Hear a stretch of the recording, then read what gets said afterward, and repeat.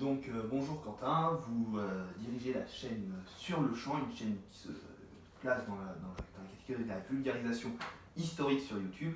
Et nous allons donc nous questionner justement sur la place de cette vulgarisation historique, sur ce qu'elle apporte notamment au jeune public sur YouTube.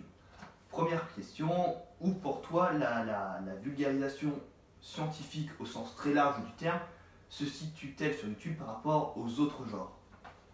Aux autres genres, ouais. Le problème, pour répondre à cette question, c'est que, je sais pas si tu connais à peu près les algos qui sont utilisés pour donner des idées sur YouTube, tout ça, de faire consommer un peu les vidéos, mais le problème c'est que du coup mon YouTube n'est pas le YouTube. Comme je regarde quasiment exclusivement que de la vulgarisation, que ce soit historique, scientifique, mathématique, enfin tout l'ensemble, en fait je me retrouve avec un YouTube qui est très policé d'un point de vue culturel, mais qui me montre quasiment rien. De temps en temps, je fais un exercice de style en me déconnectant ou en me mettant en navigation privée et je découvre un YouTube, mais complètement différent. Donc, en estimation complètement honnête, je pense que ça représente même pas 5% des vues sur YouTube, mais c'est demander à un montagnard d'estimer la quantité de montagnes sur Terre alors qu'il a vécu que dans les Alpes, quoi. Il va te répondre ouais 60%, alors que non. Mais je sais que j'ai forcément une vision biaisée et je pense que c'est pas nécessairement très glorieux. Même si il ne faut pas non plus partir dans l'extrême inverse, c'est-à-dire que les gens consomment énormément de ces choses-là, mais la population qui ne consomme que ça, je suis pas sûr qu'elle existe. C'est des mecs qui regardent tous les résumés de Ligue 1, mais derrière ils vont aussi chercher autre chose. Mais ça fait un nombre de vues énorme parce que le football c'est quand même beaucoup plus répandu, quoi. Ok, et donc vu que tu me dis que tu t'intéresses beaucoup à la vulgarisation, est-ce que la vulgarisation historique dans ce paysage très précis de la vulgarisation, est-ce que pour toi elle a une place prédominante? La vulgarisation historique, non, pas spécialement. Enfin, quand je me penche, il y a des comparaisons à faire, mais après c'est toujours la taille du public qui change. Dans le monde anglo-saxon, la vulgarisation historique est vachement développée, mais ça vient aussi du fait qu'il y a une consommation qui est mondiale en fait. Enfin, les gens sont... C'est le monde entier qui regarde ces chaînes. Enfin, moi je me retrouve avec... typiquement ma chaîne en histoire de la tactique et de la stratégie militaire, je peux en citer 10 en anglais, quoi. Et qui font un travail bien plus poussé que ce que je fais. Alors que lui en français c'est... Alors qu'en français, on est relativement limité. Ce qui est étonnant, hein, parce que bon, le monde de la francophonie n'est pas si petit. Justement donc, pour que la vulgarisation historique arrive à être attirante sur le paysage sur le paysage de YouTube, simplement, doit-elle se plier finalement au fameux diktat de l'humour? C'est marrant comme question parce que pour le coup, je vais faire sur expérience personnelle. Du coup, quand j'ai commencé ma chaîne, j'ai une culture YouTube poupe et même de l'époque, on va dire, qui m'a fait me dire je vais mélanger les deux, je vais faire un peu de mémesque, mettre des photos en une frame, déconner, faire des citations culturelles. En plus, j'adore citer, j'adore la classe américaine, mais de partout, quoi. Et en fait, comme j'écris tous les épisodes en amont avant de les tourner, en les écrivant, je me suis senti de plus en plus oppressé en fait par cette espèce d'obligation que je m'étais donnée à l'origine, parce que c'était pas nécessairement pour intéresser plus, parce que j'ai pas vraiment une approche putaclic, sinon j'aurais fait top 10 des mouvements militaires de merde, ça m'intéresse pas, mais plus pour ce que j'appelle mettre de l'eau froide sur le cerveau, c'est-à-dire que quand on parle pendant 10 minutes d'un truc avec potentiellement la moitié des gens qui me regarderont qui connaissent pas grand chose au truc, le cerveau il doit emmagasiner et arriver à suivre. Donc je me dis par moment quelques pauses un peu humoristiques, ça jette de l'eau froide, ça refroidit un peu la machine et puis on repart. Et en fait, à force d'écrire des épisodes, j'ai de plus en plus trouvé, on va dire, ma plume, si je puis dire.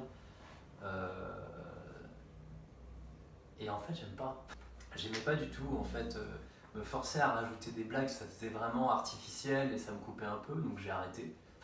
En fait j'ai arrêté de me forcer, en fait maintenant elles me viennent relativement naturellement et je me sens mieux aussi devant la caméra, donc je pense pas du tout que l'effort principal à faire pour intéresser les gens, c'est d'être drôle.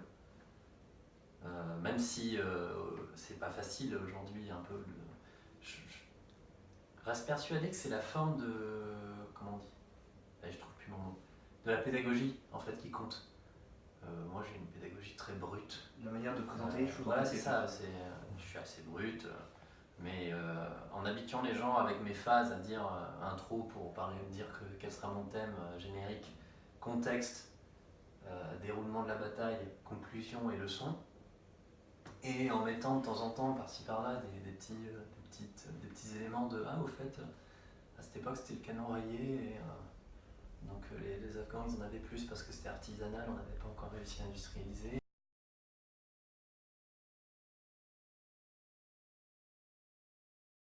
On va donc maintenant plus s'intéresser au format même de YouTube pour apprendre, découvrir l'histoire. Est-ce que YouTube est pour toi le meilleur moyen de toucher un public jeune et est-ce que c'est lui que tu cherches tout particulièrement à toucher ou est-ce que tu recherches tout simplement un public large et diversifié? Ah, j'avoue que je n'ai jamais cherché une tranche de population particulière. En fait, YouTube est plus une plateforme qui me permet, moi, avec mes capacités, mes compétences, de m'exprimer en fait.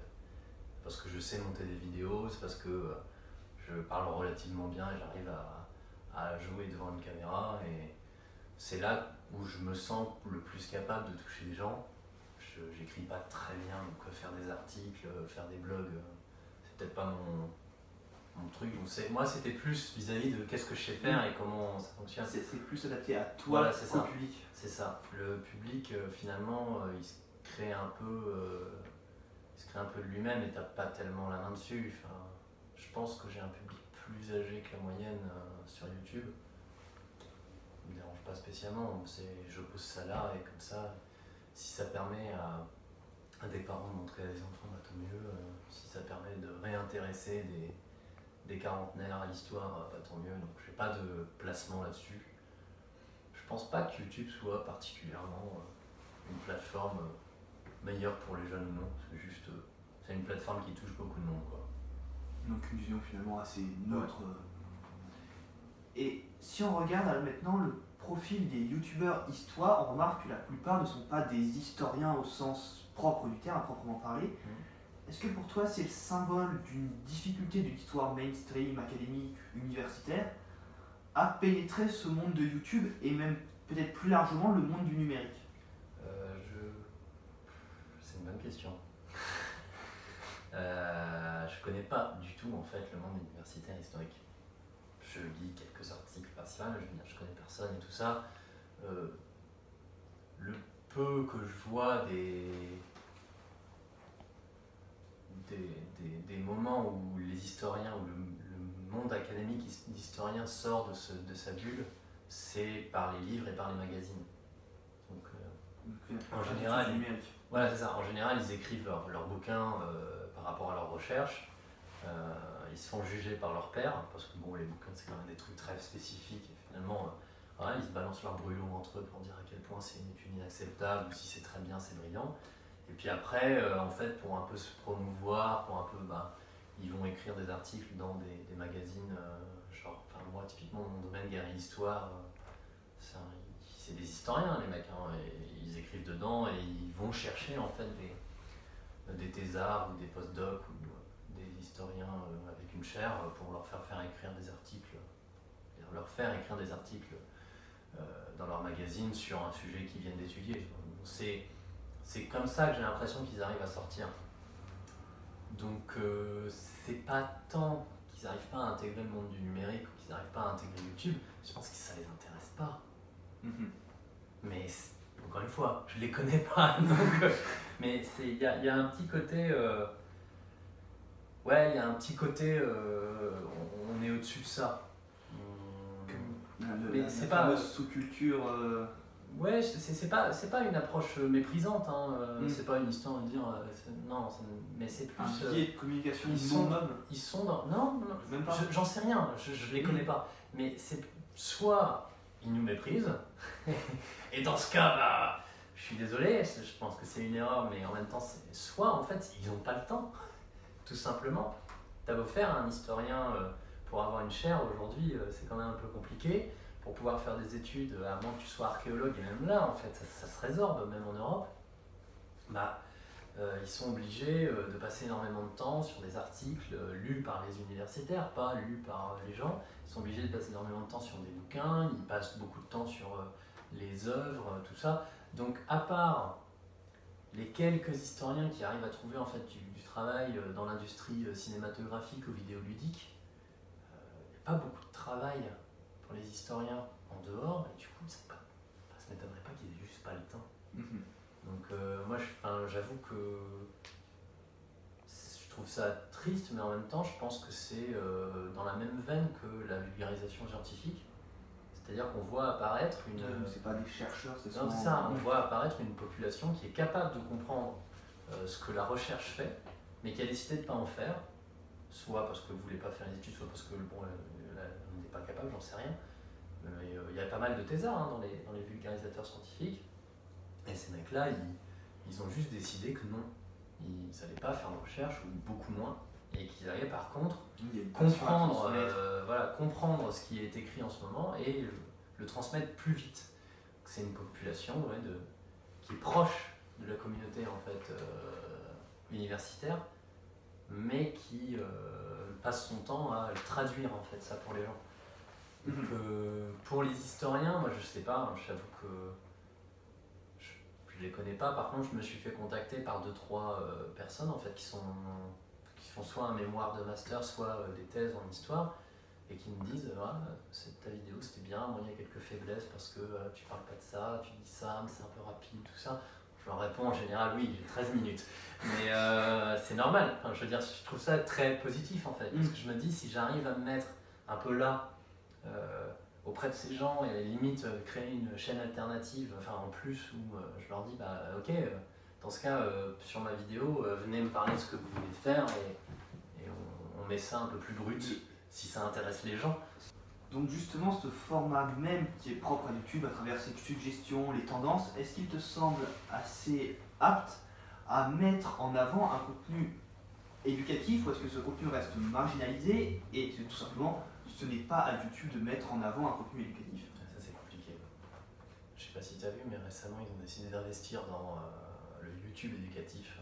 Justement, ils ont sorti un chéquier, quelques milliards, mais sur le monde. Donc, mais oui, ils en parlent, ils y pensent. Je t'avoue que j'ai un peu peur que ça fasse un peu comme tout système qui s'est créé par émulsion générale, c'est-à-dire qu'en fait, émulation. Personne s'est concerté pour commencer à faire cette vulgarisation. Il y a quelqu'un qui a dit tiens, je vais mettre des vidéos sur YouTube où je vais parler, expliquer ce que je fais. Puis petit à petit, les gens se sont dit ouais, c'est pas mal. Et ça a créé un truc un peu chaotique, qui n'est pas du tout structuré, où on va dire dont les seules structures sont celles des chaînes en soi. Moi, je t'avoue, j'ai un peu peur et je commence à voir ça apparaître. On va vouloir structurer quoi. Vous mettre des boards finalement, ça aurait l'effet inverse. C'est normal de vouloir structurer, c'est un réflexe classique parce qu'on veut se créer on veut permettre aux gens aussi de pouvoir juger plus facilement de la qualité d'un contenu ou non. Donc là, je viens de voir il y a une semaine ou deux sortir le label Hérodote. Je sais pas d'où ça sort, je sais pas quelle entité donne ça, mais voilà, maintenant on estampille des vidéos d'histoire du label Hérodote qui les vidéos doivent suivre un certain cahier des charges, genre certaines sources, qualité dans le montage de la vidéo, tout ça. Bon, on crée ça, ça permet aux gens, c'est plus facile pour les gens.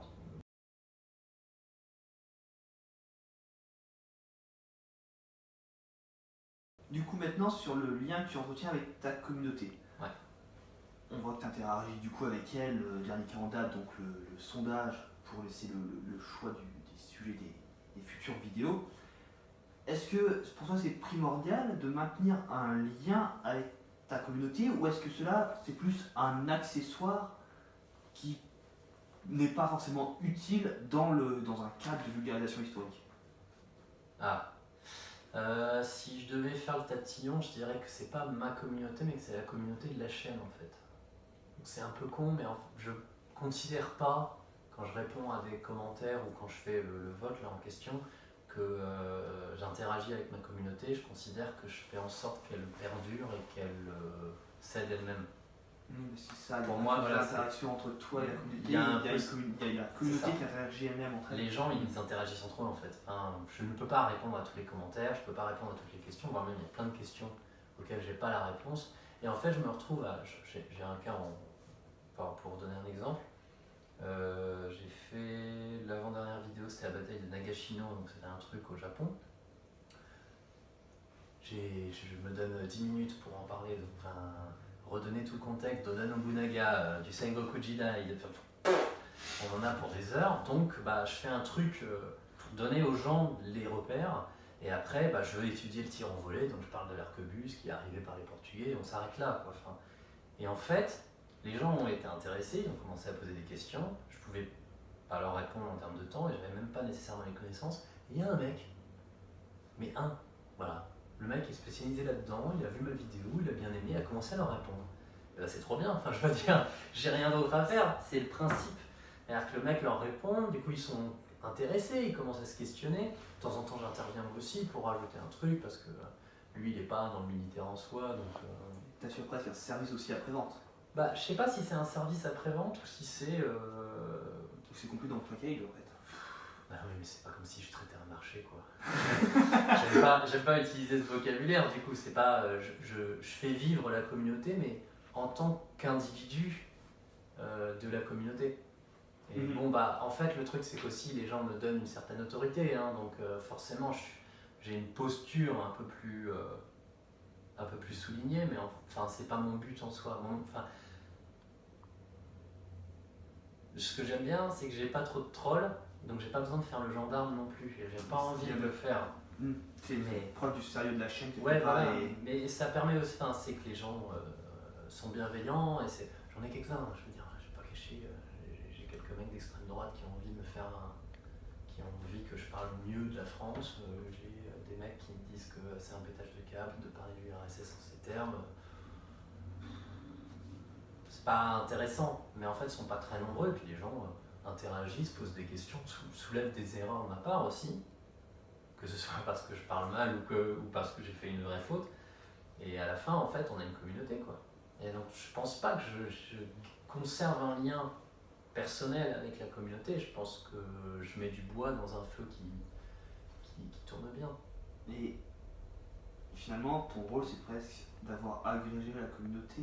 Ouais, c'est un peu ça. Elle était sûrement préexistante avant, parce qu'il y avait toujours les individus ont toujours eu cette passion quelque part, et ce côté de il y a une chaîne sur laquelle on peut en parler, et c'est peut-être plus ça alors le rôle du vulgarisateur, ouais, c'est un peu de ça. fournir une matière première qui ensuite a débattre. Oui, et puis permettre aussi du coup aux historiens, les vrais, de venir rajouter des trucs, tu vois, c'est ce que je te disais sur la chaîne alternative.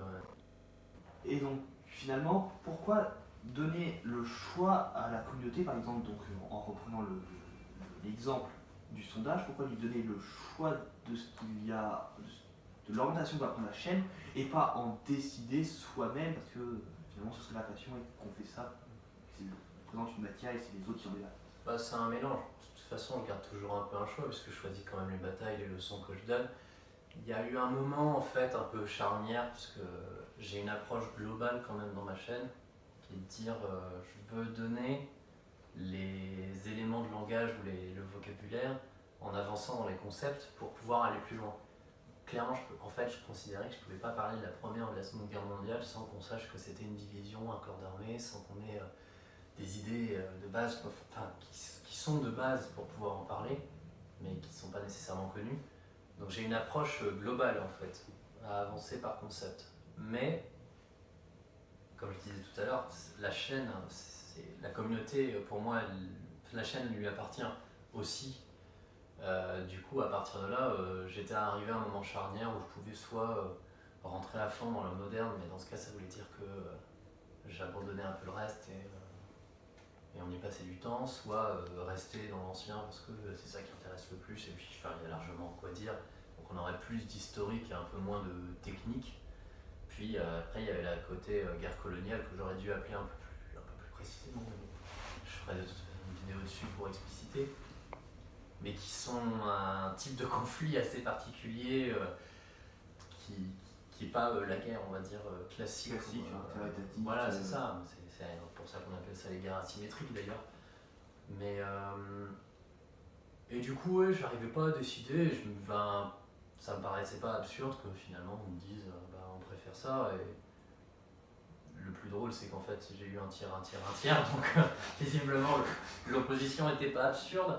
Mais du coup, je vais faire une vidéo de chaque. Mais finalement, c'est rassurant. Déjà, en plus, il y a quand même pas mal de participation. J'étais au-dessus de 1500 votes sur le truc. Donc près de 10% des abonnés, alors que j'ai lancé le vote avant.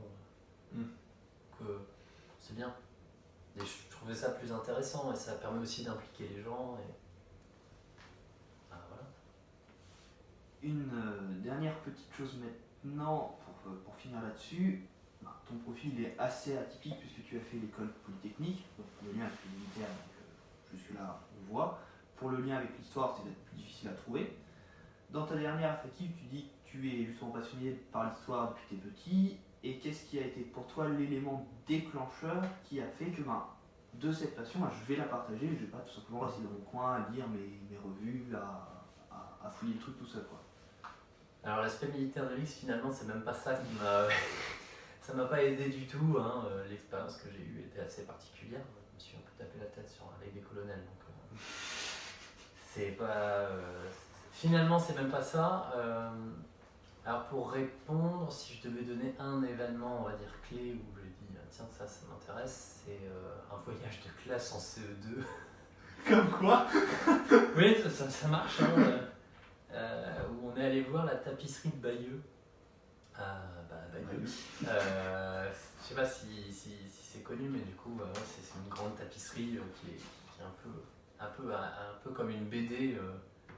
Raconte les étapes de l'invasion de l'Angleterre en 1066 par Guillaume le Conquérant contre Harold et jusqu'à la bataille d'Hastings et la prise du... Et en fait, j'ai été assez frappé de tous les détails qu'il pouvait donner sur qu'est-ce qu'il mettait de côté, comment il préparait les bateaux, quelle était la nourriture. Et du coup, on se retrouve à se dire, comment on raconte une histoire et pourquoi l'histoire c'est intéressant à étudier, puisque ça c'était fait à l'époque, quoi. Ça a été fait juste après, par des gens qui avaient plus ou moins vu en fait ce moment-là. À partir de là, j'ai commencé à creuser. Et en fait, le côté militaire vient de la nature de l'événement raconté par la tapisserie de Bayeux aussi, en fait. C'était plus facile pour moi, j'avais mes caplas, j'avais mes soldats du jeu Risque, que j'utilisais pas du tout pour jouer à Risque. J'essayais d'expliciter les mouvements pour essayer de comprendre. J'ai une approche plus tactique que stratégique au début, c'est plus facile aussi pour un enfant. Puis après, petit à petit, tu te rends compte que en fait, les gens ils se creusent la tête dedans, tu lis des textes de l'époque un peu techniques ou qui sont chiants à mourir parce que c'est il faut faire ça, mais en même temps, tu te dis, oui, les mecs ils ont réfléchi, quoi. C'est plus juste. Ça n'est pas que un truc où tout le monde s'improvise. C'est vraiment des trucs, putain, il faut bien réfléchir, il faut bien structurer, et il y a des constantes. Petit à petit, en fait, tu mets le doigt, puis à la fin, tu te lances. Et pour ce qui est de qu'est-ce qui m'a fait me lancer sur la vulgarisation, c'était plus pour faire tout court. Parce que pendant longtemps, j'étais un peu de il faudrait... ah oui, j'ai une idée, mais je sais pas. Et en fait, à la fin, j'ai eu un moment, un temps mort dans mes études qui m'a fait me dire, allez, c'est parti. J'avais fait pendant l'école d'ingé une association de vidéos, donc j'avais les capacités pour filmer, faire la lumière, le son et le montage. Je lui ai dit, allez, essayons. Et moi, en fait, au début, ça m'a juste plu, moi, de faire. Je le faisais, je le mettais en ligne, c'était plus pour montrer aux copains.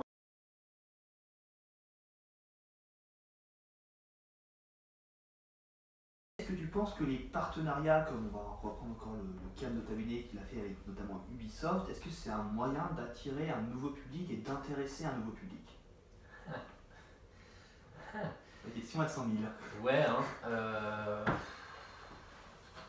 Bof. Bof. Bof. Alors, bof, mais. C'est-à-dire que je pense pas que ça va attirer un nouveau public, dans le sens où. Ce qu'il faut voir aussi dans le partenariat, c'est qu'Ubisoft y voit un intérêt pour lui, et lui, il a une approche beaucoup plus mercantile que le vulgarisateur, enfin, je pense. Du coup, c'est parce que il y a un intérêt dans l'histoire et qu'il y a un public qui aime bien ça, ou que c'est aussi plus facile, hein, en termes de, c'est aussi plus intéressant pour eux quand ils font Assassin's Creed, là, que ce soit en Égypte ou là qui vient de sortir en Grèce pendant la guerre du Péloponnèse.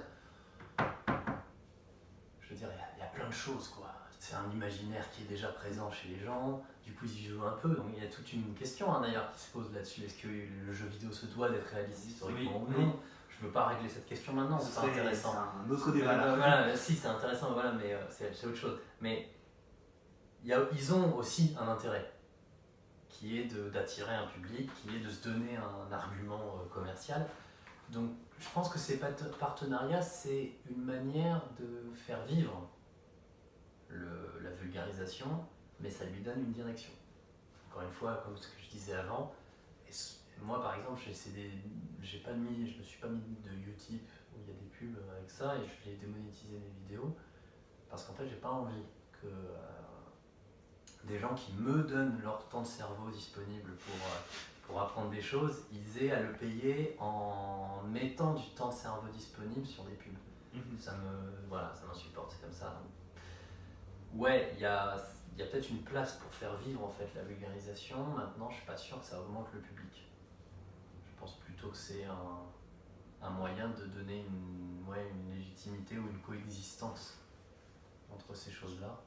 Mais ouais, c'est toujours mieux, on va dire, dans le sens où au moins ça pousse Ubisoft à faire des trucs historiques, quoi. Mais c'est aussi quelque part la reconnaissance par un acteur tiers de la vulgarisation. Ça a pris une certaine importance, de telle sorte qu'une entreprise puisse y voir par son biais une utilité commerciale. En fait, ça a pris une importance, mais du coup, ça veut dire que les gens sont intéressés. Ça veut dire qu'une partie du marché est curieuse. Ça veut pas dire que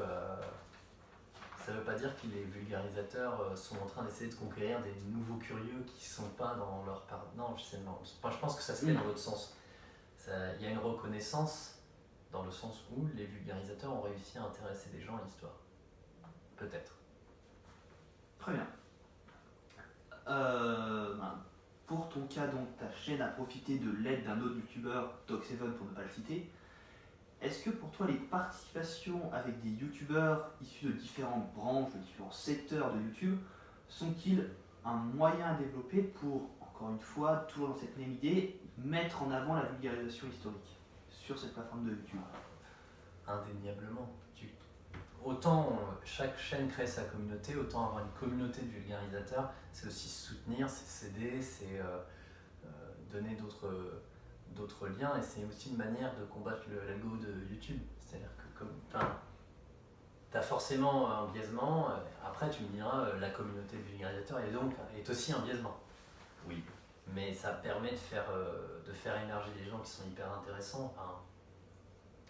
Moi, je viens de passer les 20 000 abonnés. Je sais que Sherzando, je sais pas si tu connais, chaîne de musique et d'histoire, elle a 17 000 abonnés, c'est super ce qu'elle fait.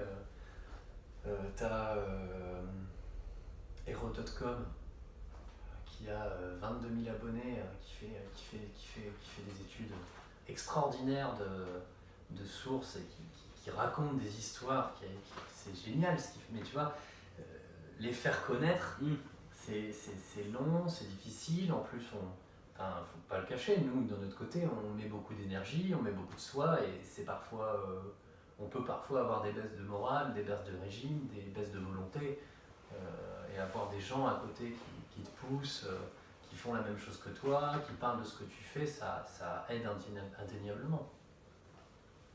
Moi, j'ai passé 1 an et demi à passer les 1000 abonnés. Et ensuite, ça va. Et en fait, après, voilà, ça monte. Et puis, il y a eu l'intervention d'Ox7 qui a donné encore plus un boost. Mais, enfin, tout le monde passe pas 1 an et demi à faire des trucs comme ça sans retour. Et je pense qu'il y en a plein. Et je les connais pas tous. Enfin, on les connaît pas du coup. Qui sont très bons, qui font des trucs intéressants et qui dépassent pas les 2000 abonnés. Il faut s'intéresser en fait à cette phase verte qu'on ne voit pas. Oui, c'est ça. Et puis du coup, c'est normal que ce soit les gens qui l'aient traversé, qui sachent ce qui se passe et donc qui en parlent et qui on se soutient quoi. Normal. On a à peu près la même philosophie. Maintenant, pour finir, de manière très large, très ouverte, si tu veux rajouter quelque chose, vas-y. Comment est-ce que tu verrais le futur de la vulgarisation sur YouTube ? Le futur de la vulgarisation sur YouTube, maman. C'est une bonne question. Je pense que le futur de la vulgarisation sur YouTube, ça sera hors de YouTube. C'est les festivals je pense que Nota Bene a vraiment mis le doigt sur quelque chose avec le festival de Montbazon. C'est qu'en fait, on a des communautés. Et on a des gens qui sont intéressés, qui sont prêts à s'investir. Pour moi, c'est ça. C'est créer des événements, c'est intéresser, se servir de la force collective qu'on arrive à mettre en avant, à créer ensemble pour donner encore plus de souffle à ce truc. Peut-être ça va permettre aussi aux universités de gagner un peu plus de moyens pour faire des études et donc après faire des interventions. Peut-être que je sais pas bien, je t'avoue, mais je pense que c'est en dehors de YouTube que ça va se passer. Des hypothèses, oui. Ouais, c'est ça. Moi, je réfléchissais à un moment à faire des listes cohérentes de vidéos, des playlists, c'est parce qu'on a cet outil sur YouTube de playlist, dire si vous vous intéressez à l'Empire Ottoman, nous, comme on est pas mal de vulgarisateurs, on peut vous proposer ça, comme ça permet aux gens d'avoir un sujet d'étude pour eux, mais sur YouTube, et puis après ils creuseront peut-être, ça leur donnera des idées, des mots, parce qu'en fait finalement tout le monde peut se former, tout le monde peut chercher maintenant, mais tout ce qui manque c'est les mots-clés. Si tu sais pas, si tu n'as jamais entendu parler de la guerre de Crimée, tu vas jamais chercher la guerre de Crimée. Normal. Donc tu as toutes ces choses qui viennent, donc voilà, il y a cette possibilité-là. Mais ouais, en dehors de YouTube, moi de toute façon, quand j'ai 100 000 abonnés, je fais une reconstitution de bataille avec mes abonnés, faut pas se... On est parti. Objectif à atteindre, c'est lancé. Je devrais dire ça, c'est ça. Peut-être que ça va intéresser les gens tout à coup.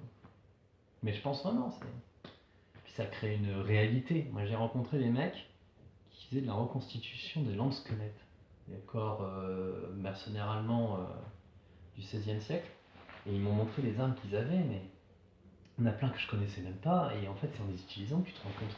Tu comprends qu'il y a des problèmes qui leur sont proposés par leur combat, et c'est intéressant. Voilà. Faire, c'est mieux. Je te remercie d'être venu. J'espère qu'on n'aura pas fait perdre trop de temps à tout le monde. Et au revoir. Salut.